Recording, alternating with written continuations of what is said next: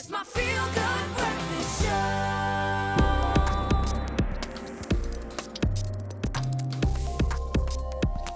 Welcome back to it, your feel-good breakfast show, live, large and in charge on a Monday morning, part 2 of our Tech Talk. Before we do anything, guys, the harmonising, the sound check that we've just heard. Oh, yes. Carl and Quick here, preparing for something very special. But the perfect prelude to delve back into our tech chat. We're talking about quite a revealing, as you'd expect it to be, survey done by Stats SA, looking at our household connectivity. Now let's move into the rural areas. How connected or unconnected, disconnected are the rural areas in South Africa? Unfortunately, the truthful answer is that connectivity in our rural areas in South Africa remains quite disappointing. Around 1.7% of areas typically are connected or have sufficient connectivity for people to be able to communicate or, in the best sense, run a business. However, there is light at the end of the tunnel, and that what we do know is that there are, not only in South Africa, there are a variety of global companies now that are trying to tackle this problem. This extends far further than South Africa, given that there are regions around the world just by geography are difficult to connect to the internet. And we've seen the likes of Google to Facebook intervene in this space. So hopefully the answer is within hand.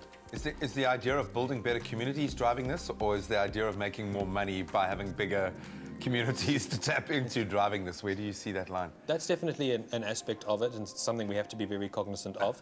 However, what we do know here in South Africa is that there's a very entrepreneurial space with regarding internet access, and we hope that at least there is a homegrown solution to these problems, not only in South Africa, but in other countries in the world where this issue is prevalent.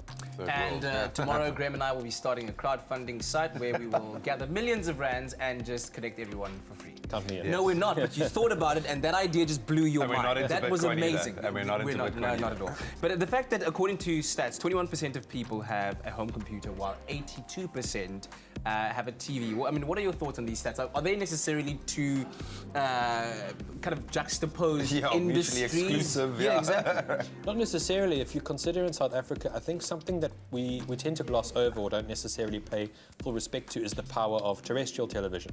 And what I mean by that, for example, is that some consumers in South Africa might rely on a satellite provider to deliver their internet and channels.